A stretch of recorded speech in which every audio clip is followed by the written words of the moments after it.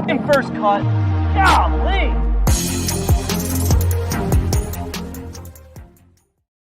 Welcome to the First Cut Podcast. I'm Rick Gehman, and this is your mega preview pod for this week's Arnold Palmer Invitational. We're going to spend the next hour or so talking storylines, best bets, one and done. And joining me to break it all down, Kyle Porter is here. KP, what's going on? What up? I'm pumped. Another great week. There's no off weeks. There's no down weeks. It's just great week after great week. So this is a fun stretch. I'm excited about it.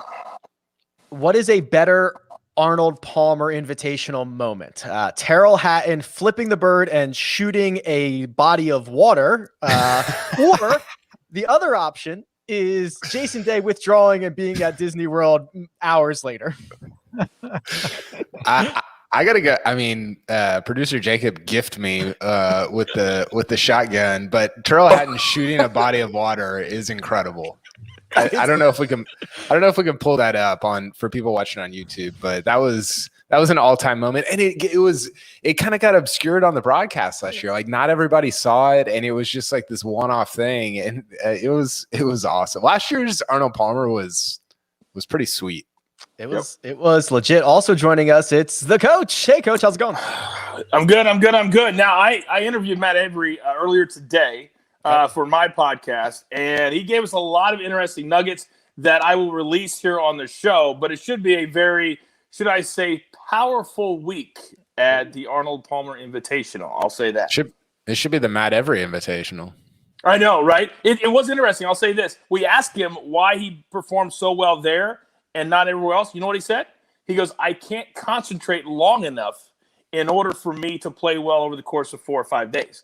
It was very eye-opening. He said that. And I said, well, no wonder. He says, but when I come back here, for some reason, I get laser focused and I can focus from start to finish, Monday to Sunday. So it was very interesting. It was a good conversation.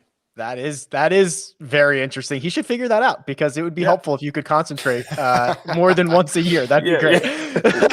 And Mark Immelman is here. Mark, good to see you. Happy Tuesday. That's good to be with you guys. Happy Tuesday. And you speak of Avery. I mean, he's a fascinating guy. Mm-hmm. And years ago, I used to do this event for PGA Tour Radio back in the day. And it's always been one of my favorites. And I was walking through the parking area, because from the clubhouse to the media center, you walk through players parking and over a road, and in the players parking is Matt Avery. So I'm like, hey, bud, how are you doing? And he goes, no, I'm good. How are you? So I said, fine. He goes, so how's the game? I say to him, how's the game? And he hadn't been playing very well. And he goes, it's up to SH1T. And I'm like, oh, okay, well, do you feel like you got a handle on the thing? And he goes, no, man, when I get over the ball, I just black out. And then look up and the golf ball's gone, and it's gone into the middle of nowhere. And I'm like, jeez, really?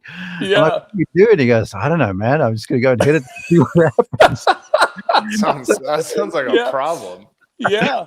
But he's entertaining to talk to. He's very, he's self-deprecating. He's entertaining. He just became my favorite player. Right after Colonial last year, when they call him Bug, Daniel Berger won, he and Avery were playing a practice round together at the RBC, Hilton Head, Harbortown. And I'm out there scouting the course, and the two of them are together, and so I know them well, and so I'm walking along, and Avery had Berger in stitches the entire time. Obviously, Daniel with house money because he had just won, but I've never seen a more relaxed Daniel Berger like ever.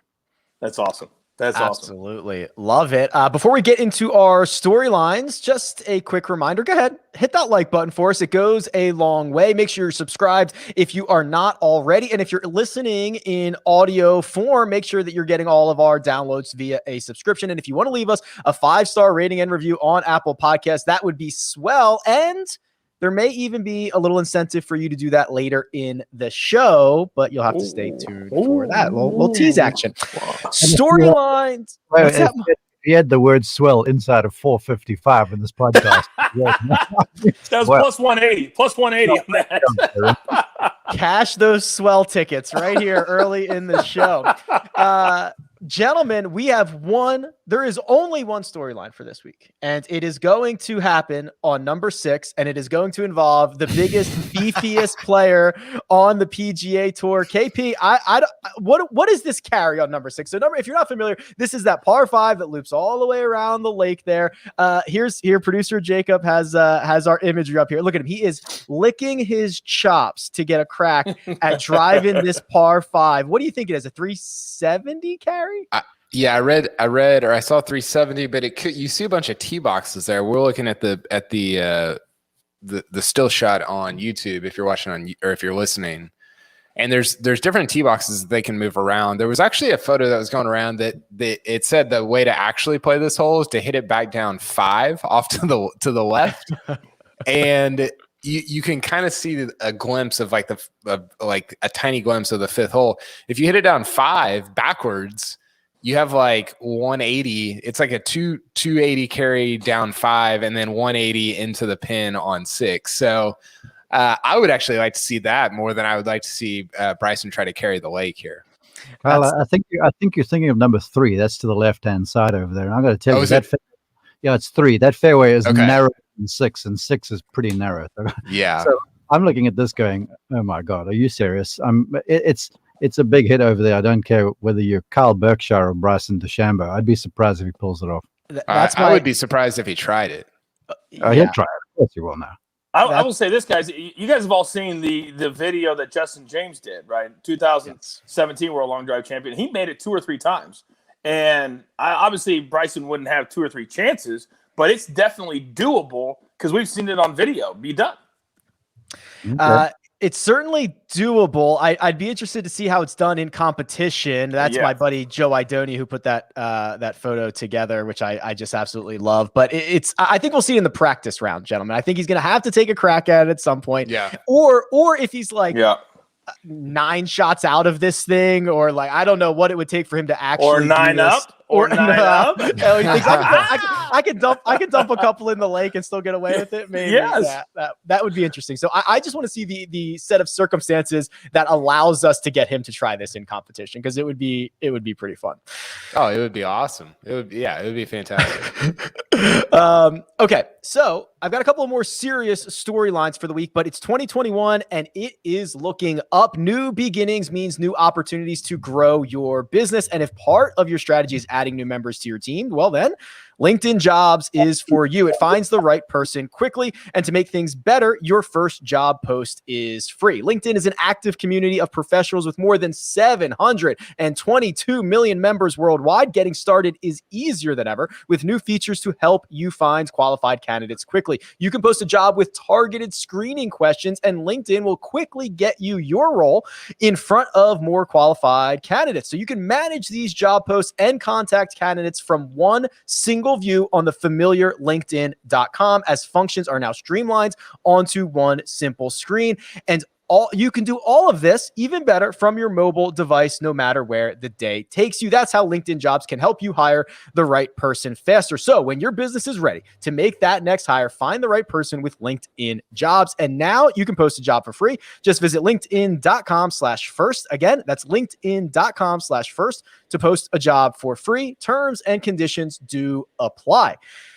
If you had a Jordan Spieth mention in under 10 minutes of the show, cash those tickets now too, because it's time, KP. It is time to jump into your storyline. One Jordan Spieth, who enters with 3 consecutive top 15, finishes trying to tame Bay Hill, which I will warn you, Kyle, has historically required you to be a little bit accurate off the tee.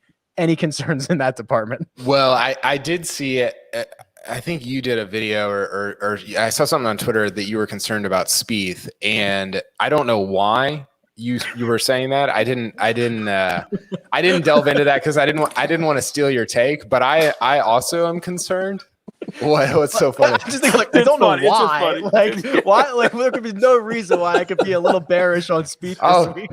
No, I share your concern. I'm just saying I didn't want to steal your take. I don't know what it is, and maybe I'm about to say it, but I think the reason is you watch him play some of these water holes in Phoenix, and you're like, well, this isn't great, because so much of his game over the last 3 weeks, even though it's been better, the iron play has been really good. He's still hitting from just places that you're like, I didn't even know this was a place on the course. And so when you take that to a Bay Hill, and especially to a place like TPC Sawgrass, where he has a bad history to begin with, other than like his first time there, I don't know. I don't know how it's going to go. I don't have as much confidence going into Bay Hill as I did kind of leaving Riviera a couple weeks ago. As bullish, Mark, as I am on Jordan Spieth kind of 2021, when you get into Florida and there's water lurking off the tees and there's some things that can get you in trouble, I'm very worried about him. Yeah, but the thing for me and Spieth about Bay Hill is that largely all of the trouble at Bay Hill is down the left-hand side, especially off the tee. The first is out of bounds on the left-hand side. The third, there's water. The fourth, there's just a bunch of trees down there. 6, you just saw the par 5. 9 is out of bounds. And it just tends to go from there. And it lacks a draw shot. And Jordan Spieth's been playing that. But when there's a lot of trouble down the left-hand side, and then you hit that underneath block shot that he tends to hit once in a while off the tee. Now, the iron game has been prolific. So I'm just not convinced right now off the tee just yet. And from the reports I've gotten, from the folks I've spoken to, there is some rain in the forecast, but this place is playing firm already. So if you're playing from the rough, which is ordinarily pretty thick around there, that's how Mr. Palmer liked it, to these small greens, you are playing defense. And so I'm keen to see how the whole thing transpires. But the one thing I know for certain about Spieth is he's got a bunch of swagger right now. He's just got to find the fairway. That's crucial around here. And you said so, Rick. He got swagger. He's got a little bit of magic. Coach, are you any more bullish than the rest of us on Spieth this week? No, not at all. And what Mark just said is absolutely true. I think Spieth is going to struggle mightily this particular week. I can only go off what Matt just told me. And what he said was, if you do not find the fairway this week, you will struggle because the rough is diabolical. It is deep. It is rough. And remember a year ago, and yeah, it was a lot about the wind, but this was a 4-under one. There was only 4 guys that were under par at all. And by the weekend, it's supposed to be that way. So when you've got a player like Jordan Spieth who is struggling off the tee that really doesn't know sometimes which way he's going to hit it, and that could cause a block or a hook or water, whatever, I think he's really going to struggle. And to be honest, in a lot of my matchups that I like this week, I was fading Spieth in every single one of them. I don't think he plays well here at all. He normally doesn't even play here. So there's that as well. He doesn't know the course that well either. So I think that could be an issue also. This is his first trip to Bay Hill. And Coach, because we're kind of talking about the way we think this might play, you had the opportunity to chat with Matt Every earlier. You kind of were teasing some of these, what you expect, right? I think you mentioned the word power as what we can expect from this week.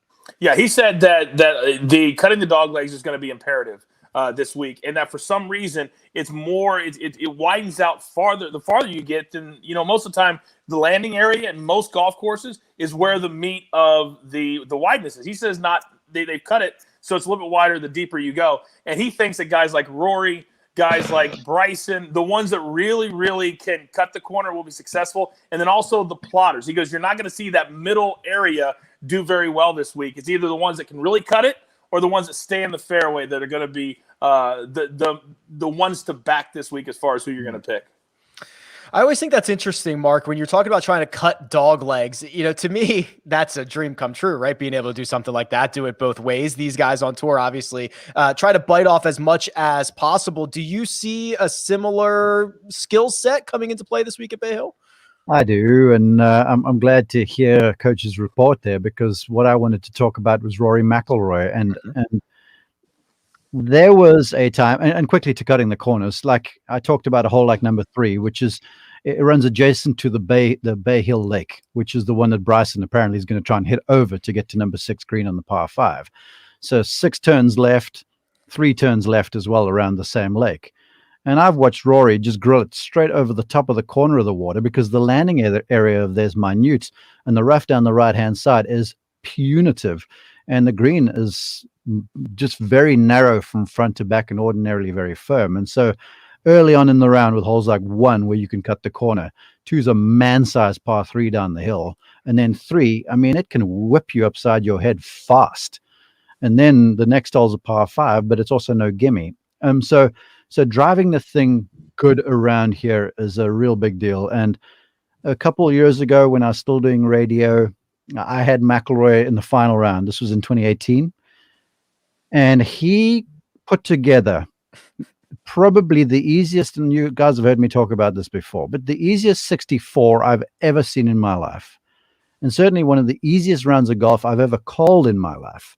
And it was, the guy was on just cruise control, and everything was just coming out of the middle of the club face. Every ball was hit at the right trajectory. And when I talked to him afterwards, because he won, someone shared the numbers with me in my ear, and it was my producer, who's obviously from your guys' ilk, and he gave me all the strokes gain numbers. And Rory, he was leading the field in strokes gain off the tee, strokes gain approach, strokes gain around the green and on the green in that final round there. So it was the most complete round I think I've ever seen. And this is a place where Rory could fall out of bed and shoot under par. It's crazy. I mean, his stroke average around is about 69.7. I think I glimpsed earlier today. He's finished inside the top 6 the last 4 years. He's had a win. And he sort of halfway, to me, sort of eased his way to the most casual, under the radar top 6 he's ever had at Concession. No one talked about him.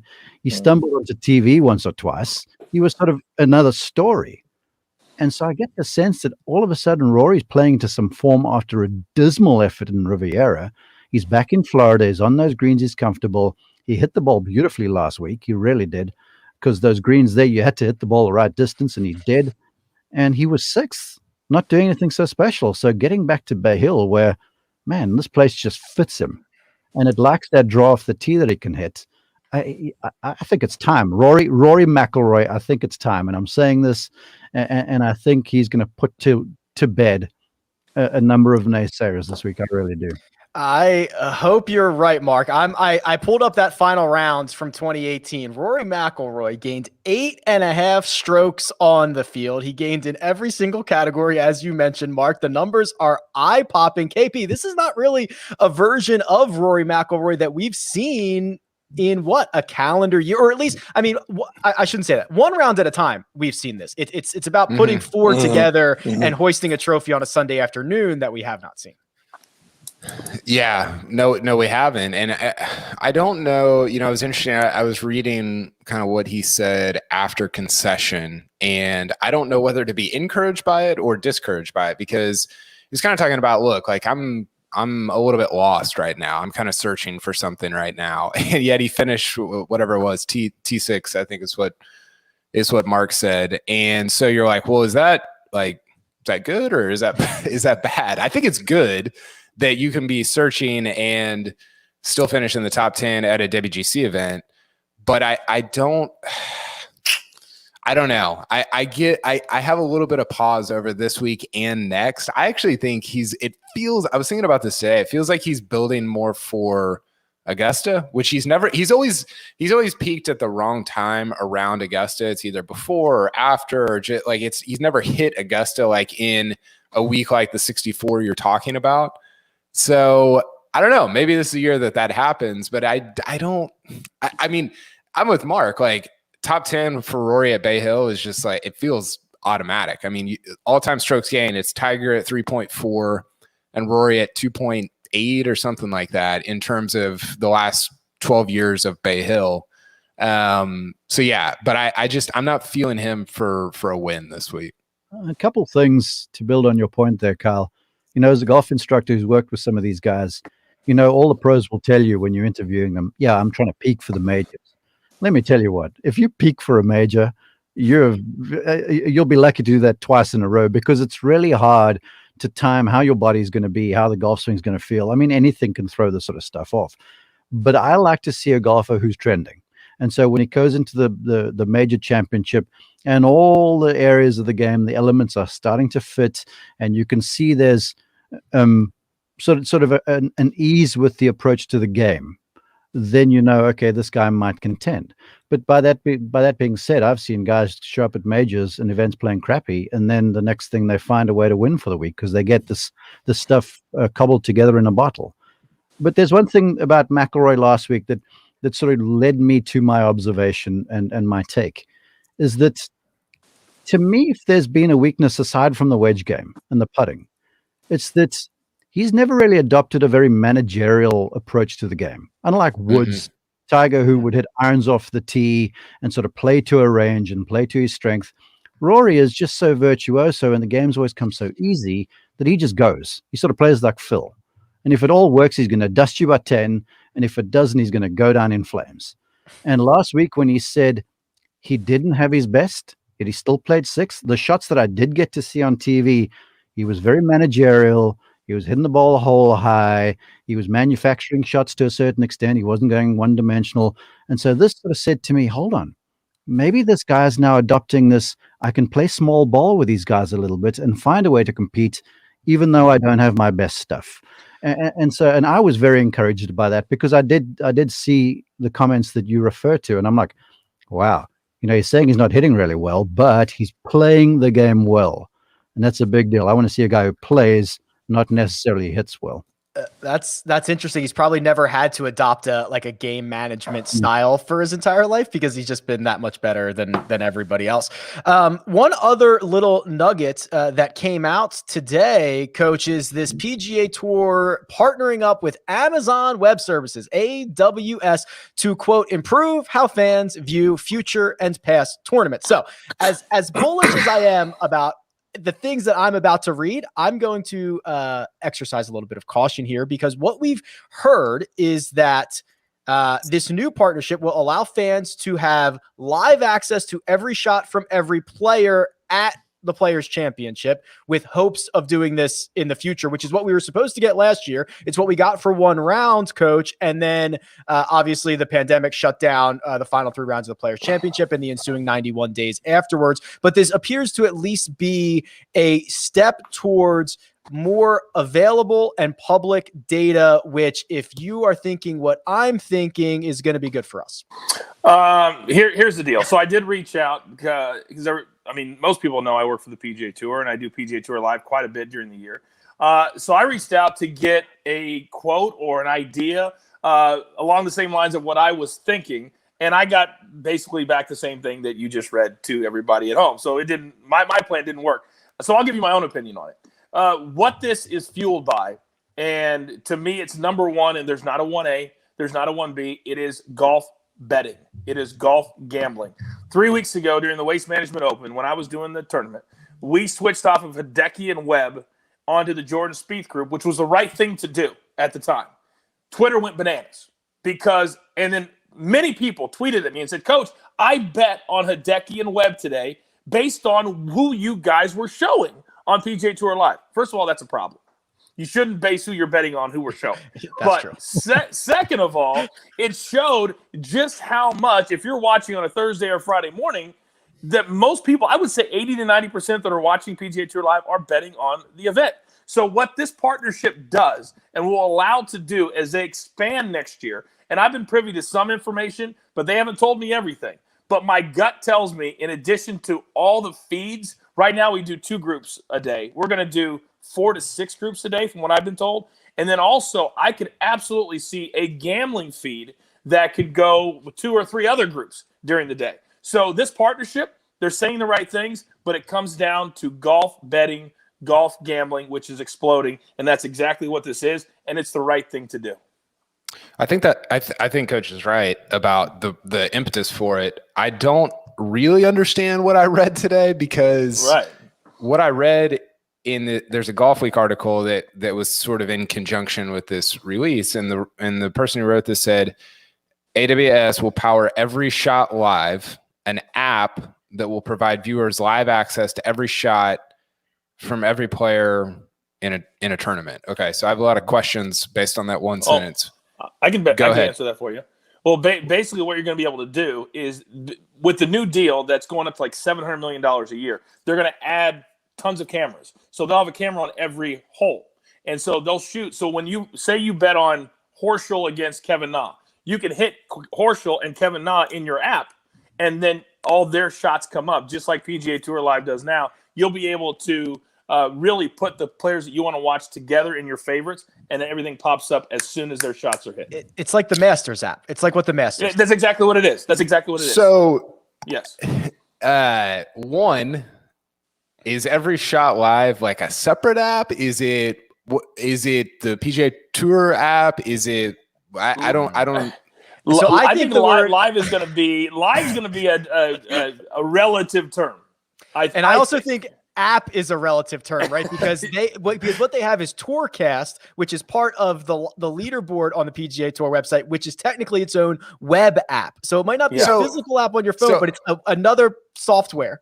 How about this? If the four of us who watch this stuff every day don't know what's going on here, there's maybe some issues. I don't, and maybe I'm just a moron. Like maybe I am just incompetent and can't figure this out. But the other thing is I feel like it was presented as, hey, this is about to happen, and I don't know if the Players Championship for sure. But then do we get every shot live at Valspar, at RBC Heritage? It felt like, hey, here's a thing, but then there's a lot of ambiguity around it. Well, you got to remember, this is all about starting next year when the new deal kicks in. So they're announcing this stuff now, but the full gamut of it won't be felt until that extra $300 million is in the kitty. Hey, Coach, for what it's worth, I think you're going to be the perfect color guy for one of those channels. Oh, thank you. Thank you. I would tune in just to listen to you. You have something to say, dude. Well, just driven to the health area, and you'd picked him. I can imagine. Oh, believe me, I'd be like Brent Musburger. Brent Musburger was the king of calling a game, and then he would tell you indirectly who he bet on. Yep. You remember, there's going to be a lot of points today. He bet the over. That's exactly Mark Allen. Gotta watch out for Sepp Straka today. You would know within the first quarter what Brent Musburger was on, and when the over hit, he'd be like, "Oh, this game is 42-12," but that was a very interesting score for some people. Yes, it would be very obvious what he was doing. The way that I took this release was so the way that the article is written and what was actually announced is different than what I think people have been running with, because outside of the Players Championship, the following week, there is not going to be every shot live. It literally says future tournaments have yet to be announced. So this is not like a dump that's going to happen tomorrow. It's more about a larger partnership. And Mark, I'll let you kind of put a bow on this, because I think it's important to get this side of it, because guys like me, and me specifically, I rail on the coverage every single week on Twitter. I yell and scream and kick and moan and all that good stuff. But the idea of even broadcasting or telecasting golf just at its core seems almost impossible, right? I mean, it's a different course every single week. There's so many acres. There's hundreds of balls in the air at the same time. It's unbelievably difficult to be able to do. I can't even imagine what goes into now trying to get to every shot live, 32,000 shots in what is near real time, all that good stuff. Well, a golf production is so difficult because there's moving balls all of the time, and you've essentially got 18 different courts or fields or whatever you want to say that you're playing on. And you talk about last year's Players Championship, and I'm sort of looking forward to getting back there, because I was part of the feature group announced crew last year, and I was in that afternoon group with Rahm and Brooks and Rory, and they were the top 3 golfers in the world at the time. And then all the COVID news started dropping, and we were canceled the following morning. But that evening, I was back in the television compound, and the on-course announcer, you become buddies with the on-course camera folks, because they're like a tool in your weaponry, because when you see cameras moving, you know who the director's talking to. So it sort of gives me a bead on, okay, I need to talk about this guy before the producer goes there. So in a bang sort of a scenario, I'm ready for what's happening. And if you're buds with the camera folks, they'll say, we're going here, or they're showing this, or whatever the case might be. Anyway, so they did every shot live. They called it ESL last year. And they blew it out because everyone was wearing the same uniform out there on the course, and it looked pretty cool. And I asked one of the camera guys, Travis, at like 7:45 p.m. on Thursday evening. They just got in off the course, and we'd been off the air for a while. So they were staying in until the last dude holed out on 18 or wherever it was. I'm like, how are you, man? And he goes, exhausted. Day one. So I can imagine the folks in the trucks. I mean, a producer, director, a TD, these folks watching all these screens, cutting golf is difficult. And then producing the stuff and putting it out, it is a mammoth endeavor. And I'll tell you what, I've got the utmost respect for those folks. Yeah, and then having to wait around on like a Friday afternoon to watch a guy who's 8 shots off the cut line tap in his 2-footer on this final hole or whatever. Hey, we want to see it every single one of these. Jonathan Coachman was betting on him. We were missing the cut. Yeah, you're damn right. You're damn. I will say this: that people think when I go to do PGA Tour Live in Florida that at every single night I'm going out drinking or doing something. I'm telling you, we're on the air 8, 9, 10 hours a day. It's kind of like what Mark was talking about. It's the hardest gig or project that I've ever worked on because it's just so long, and you have to think about everything you're saying for 8 to 9 to 10 hours. It's difficult to do it this way. But when somebody's paying you hundreds of millions of dollars to do it, you're going to add to it because there is such a thirst for it. That's what I was gonna say. That's what the money's for. Yeah, I mean, like the whole deal, like how like cameras and how like that's what the money's for, you know. And right. And I think that I'm hopeful for what the future of it looks like because you know golf's the only sport where at least in sort of this modern era you can't watch all of it whenever you want. We're used to that with the NBA and Major League Baseball and the NFL and all this different stuff, and it hasn't been true of golf, but you know, that's what the money's for. Hopefully it'll change. That's right. That's what the money's for. I like that. We're going to adopt that moving forward. Okay, gentlemen, we've got to do our betting cards. We've got to give our one and done picks. And I got a little promo, a little giveaway on the other side. But first, we're going to take a quick break and hear a word from our partners. And we're back. All right, if you hung around this long, your patience is about to be rewarded because you can enter to win a free year to Sportsline. Get your subscription absolutely for free. Get access to the award-winning picks and the patented Sportsline model. All you have to do is leave a 5-star rating and review in Apple Podcasts on The First Cut and drop in a player who's going to win the Arnold Palmer Invitational. We'll give you our picks in just a second. Leave your Twitter handle in there and make sure you're following at First Cut Pod on Twitter so that we can get in touch with you. Time for a few picks, gentlemen, here. So let's take a look at our betting cards for this week. And Kyle was actually our big winner last week. So we're going to put his feet to the fire and we're going to bring up his betting card first to see if he can relive some of this magic. So KP, here's what I see. And then I'd like to get your thoughts on it. You've got you've got one top 10 bet. That's Bryson at plus 150. You've got Luke List to finish inside the top 20. You have Paul Casey as your best bet over Sungjae Im. That's a tournament matchup. You took your favorite double chance, Bryson and Hovland. If either of them wins, you get 6-1 on your money. Cam Davis is your top Aussie, and then you've rounded it out, backed up that Paul Casey best bet with a Paul Casey outright at 25-1. Yeah, it's pretty heavy on Paul Casey. I don't really understand. Some of the numbers that I saw with him were a little confusing. He's been, I don't know, like the best ball striker in this field over the last 2 or 3 months, which I especially didn't understand the matchup with Sungjae. I didn't understand why Sungjae was the favorite. I know you're big on Sungjae this week, but to me, that just felt like, I mean, Casey's coming off his top 5 at Pebble.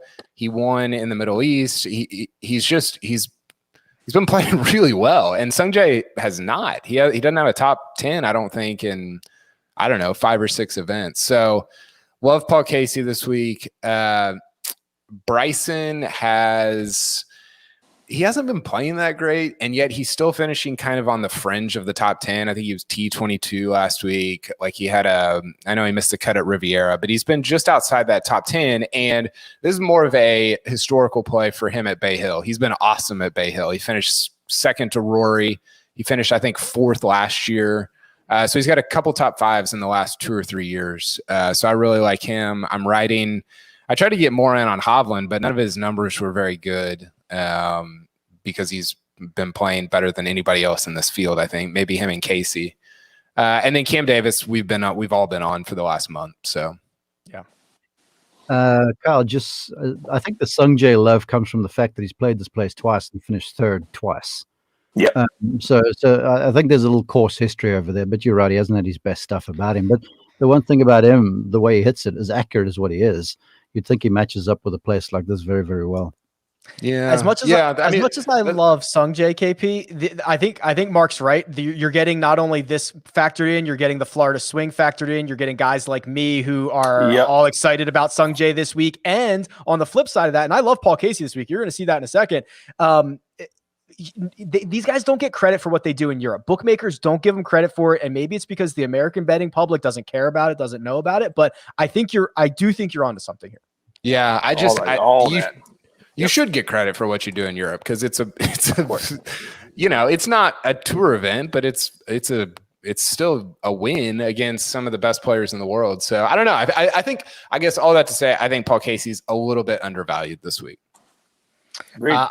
I do not disagree with you. We're going to bring up my betting card here so we can get that one out of the way, and then we'll go over to Coach here. So as Kyle implied, I'm very heavy on Sungjae Im this week. I've got him in both a top 10 and an outright situation. We'll see who my one and done is in just a second. And then I've gone with 3 separate matchups, one of them being Max Homa over Kevin Na, Cameron Tringale over Taylor Gooch, and then Jason Kokrak over Tommy Fleetwood as my best bet. And then, of course, I took Jordan Spieth to miss the cut at plus 225. So, Coach, I would like to get your thoughts on my Spieth prop to miss the cut, and then how you feel about my Jason Kokrak over Tommy Fleetwood best bet. Love the Spieth to miss the cut because I think he's really going to struggle. Love that. I did too. You're going to see why I absolutely despise one of your other picks. I won't say what it is. And Tommy Fleetwood is a guy that we were just talking about. He played really well overseas, but he hasn't played well here in the States, so his numbers haven't reflected that. Although his play hasn't reflected that either. He did not play well last week at all. So I love your best bet here. Kokrak is a top 25 machine right now, and if you told me Tommy Fleetwood would finish top 25 this week, I just don't think that's going to happen. So I love that pick because I think one will and one will not. It's as simple as that. The problem that I have with Tommy Fleetwood, and he has a smaller sample size than a lot of guys, but his PGA Tour numbers, this season, it's his worst ball striking season of his career. Yep. I mean, it's as simple as that. And if he can't figure that out, he's going to be in big trouble. So that's my card. We're going to go to Coach's card because one second. After I heard Mark, I need to change one because I don't want Mark yelling at. Okay. Oh, too late. I couldn't change it. All right, pull it up. I've already identified the matchup here.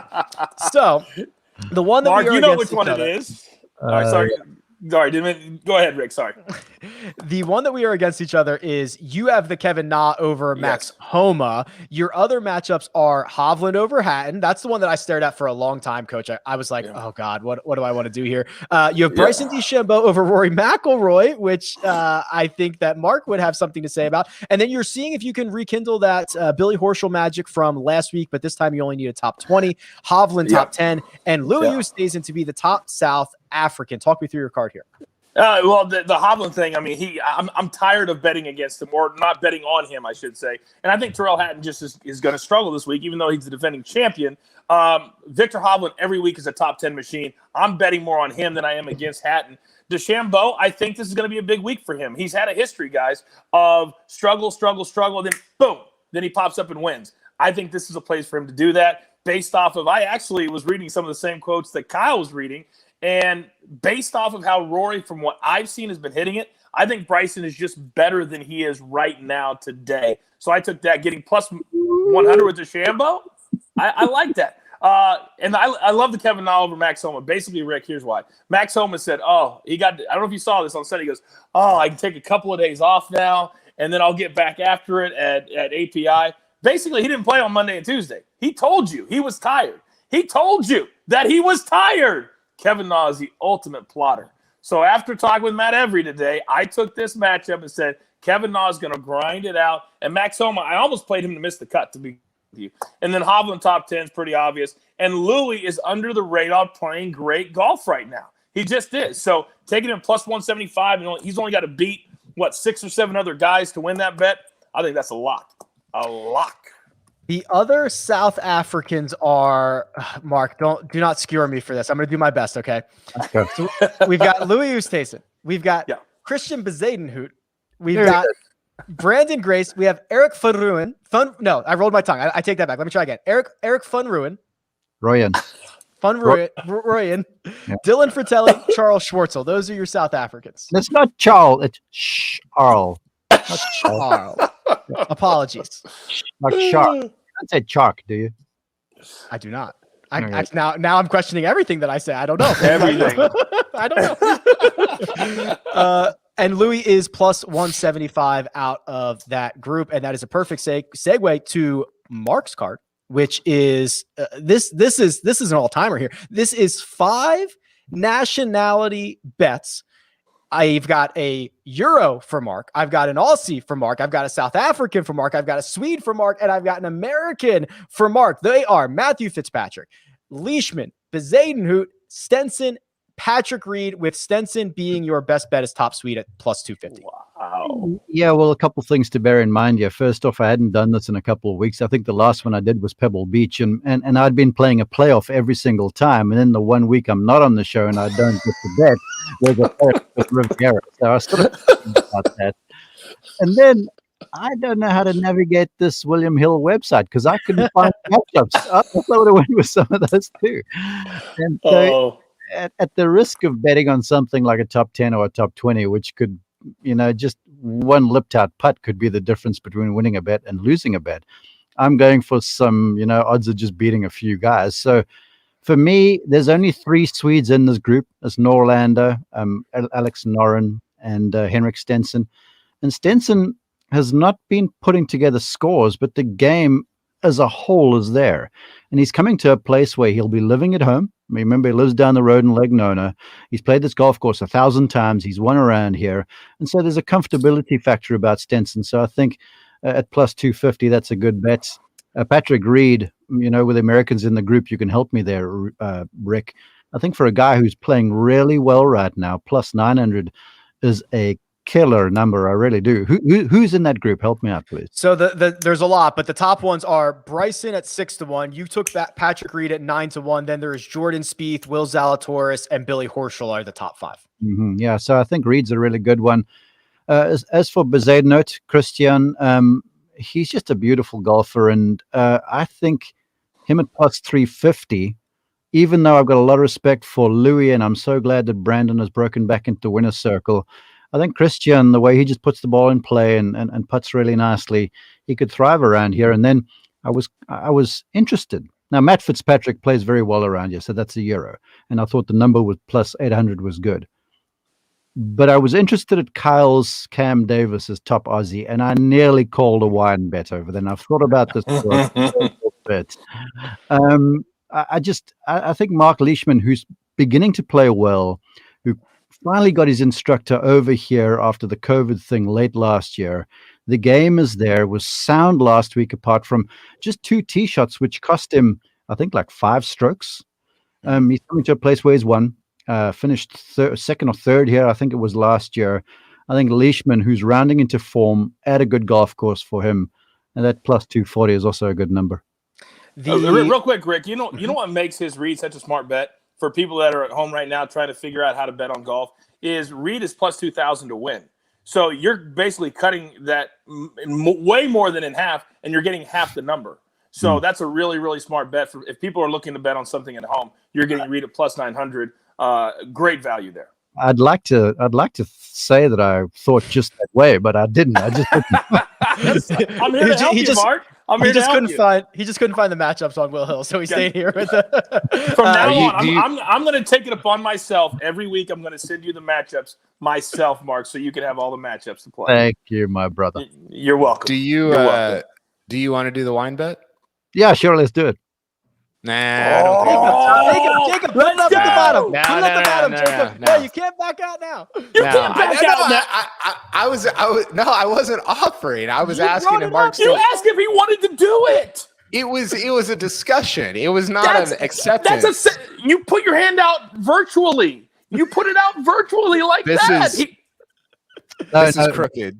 Wait. There's no more wine bets until Greg Ducharme fulfills his bet with me, which he still hasn't done. Oh. So when someone has him on later this week, please question him.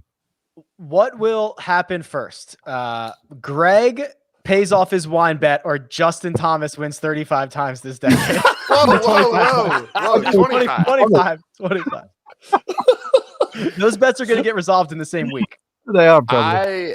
I'm the only one who hasn't done one yet, and I don't with Mark, and I'm not putting it. I'm not doing it on. I'm not doing my first one on Cam Davis. I'm not going down with Cameron Davis. Now that's the smartest thing you said all day. That's the smartest thing you said all day. I actually think you have to be very prudent about this, Kyle, because if he runs through all of us and gets to be 4-0, he's never going to take another one. We're never going to hear the end of it. You have to be very prudent about this, and whenever it happens, you've got to win. So I appreciate that you're taking this seriously. Yeah. Makes us all and Kyle, if you lose, I've got this store for you, my friend, right near his house. I wanted to get things stirred up a little bit. Just stir the pot a little. You did. You did that. It worked. Okay, one and done. So as we always do, let's start and work our way up from the bottom. Coach, I think you're going to crack through the $2 million mark this week. You're at 1.9 million. You are coming off weeks of Jordan Spieth and Cameron Smith that got you a combined $340,000. Here we sit for the API. Who do you like? Well, no. Here's what I don't want to start doing. I've been doing opposite. I've been picking a winner and then picking a different guy from where I want it done. I'm like, that's stupid. If I think a guy's going to win, then that's the most I could win, right? Well, I think Patrick Reed's going to win this week. So I looked, so I didn't pull a Kyle and made sure that I could use him. And I said, all right. Sorry, Kyle, I had to take that shot. Twice. I've done it twice. So I'm going to take Patrick Reed, even though I know there's a million other places I could use him later in the year. But I need, because right now I feel like every week I'm trying to do this with Mark, and I'm not getting anywhere. So I got to pull out the big dogs this week. I'm going Patrick Reed, one and done. I love it. I like that. Thank you. And Mark can't use Patrick Reed, so you know that he can't just pick the guy to hold tight with you. Exactly. Producer Jacob is at 2.4 million. I'm at 3.5 million. And as much as I love Sung J M, I have already used him. I used him at the American Express, and I got $137,000 for him. So not bad. I'm with Kyle. I like Paul Casey, and I'm taking Paul Casey here because this is a ball striker's paradise, and Paul Casey is a ball striker. Let's do it. Coach, what's the problem? Well, why did your voice raise so high when you said Paul Casey right there? I feel like you're not as confident as what you think you are. I'm portraying. I'm putting it out in the universe. Okay. Hey, he's what is it? 2 Americans have won this event since 2006, so he would fit in nicely with the group that's won. Yeah, that's true. 2 Americans, but 6 total wins out of there. Don't forget that part. Kind of a fake stat. It is. It's like the best stats are fake stats. Kyle Porter.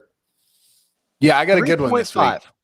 Okay, so here's the deal. Let's set the table. Because you cheated your way to $430,000 last week with Scotty Scheffler, who you picked for a second time. It's not a 2 and done, it's a 1 and done. So we are putting you in the penalty box, and you are in timeout, and you have to pick a golfer to use, but you will not get any credit for him.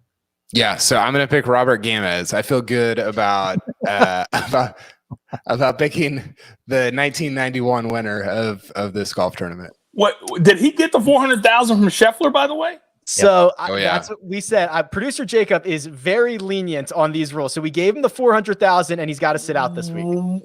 Okay, so when I get in July and I need to catch somebody, I'll reuse a guy and sit out the Wyndham. What the hell? I've already thought about this and said, okay, if it's the last week of the year, I might as well just use whoever because there's not a week. I don't have to sit out. I know. I didn't ask for it. I think intent matters here. I'll agree with that. I also think I have a Patrick Reed-esque past history with the rules, so that should probably play in. Yeah, I mean, if you would have won like $60,000, I don't think anybody'd be bitching. You won $400,000. Yeah, listen, like I didn't ask for this, and you know what?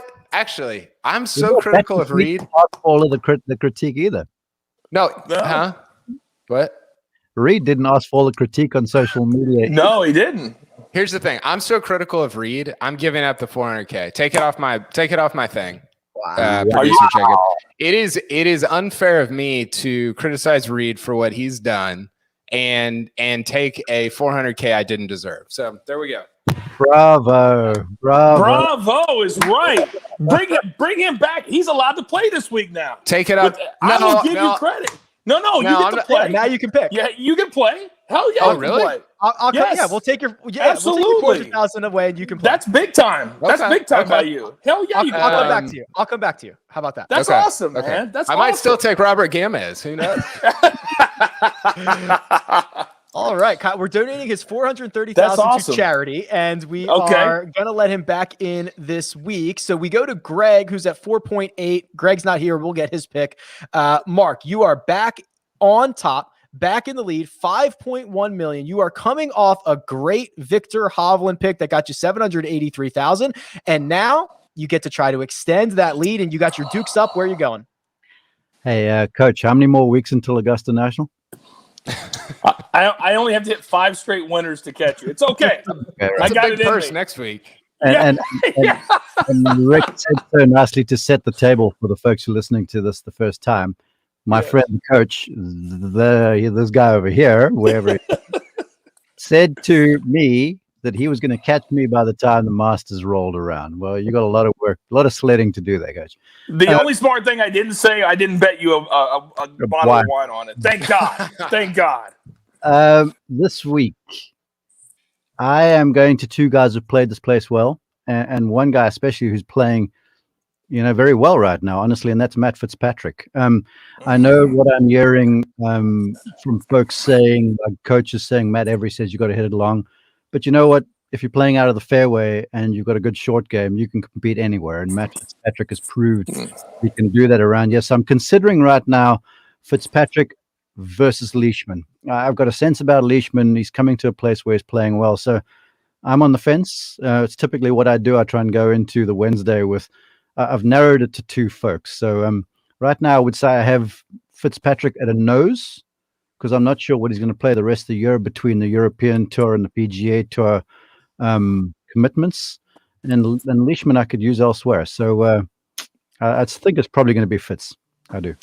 Okay, probably fits for Mark, and we've updated our scoreboard. So Kyle's $400,000 off the board. He drops down to 4th place, but he's back in for this week. And Kyle, I'll pull up your picks to make sure we don't do this again. Who do you like for this week? I need an auditor. I need KPMG on my team or something. I think I'll probably go Paul Casey. The smart move is probably save him for Valspar. I presume he's playing whenever that is. I think it's after the Masters, but he's my pick to win, so I'm going to just use him probably for my one and done. Okay, Hey, you know he what's is about the Valspar? The Valspar is being broadcast by CBS this year, and nothing's going to make me happier than I'm walking with Paul Casey's group, second to last group, because Dottie has the final group, and Casey comes back with 68 around a very difficult golf course, wins it for the 3rd time, because yours truly is going to have him in one and done. We should clip this because if that comes true, imagine if he goes out my to God. 68 on Sunday from the It will penultimate come group. true. It That always was like comes true. That was like when I called JT 65 at Memphis, but like from 2 months, like Mark's doing it a month ahead of time.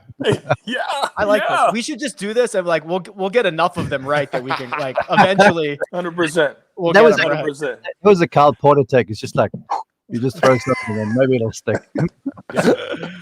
All right, gentlemen. We are going to tweet out our expert picks. So make sure you are following us for sleepers, top 10 picks to win. We'll also tweet out the betting card. And according to this rundown, we'll also start updating the one and done league on Twitter. So keep your eyes out for that. That'll be very fun. Cool. But for now, that's all. Anything else? That was a Any final lot today. parting words? That was a lot today. It was a lot today. But I'm going to tell you ahead of time that when Patrick Reed raises a trophy this Sunday, this guy is going to be interviewing the 3rd to the last group. There you go. You heard it here first. That's the coach. You can find him on Twitter at the Coach Rules. That's Mark Immelman, who you can find on Twitter at Mark_Immelman. That is Kyle Porter, who you can find at Kyle Porter CBS. You can find me at Rick Run Good. This has been The First Cut, and we'll catch you next time.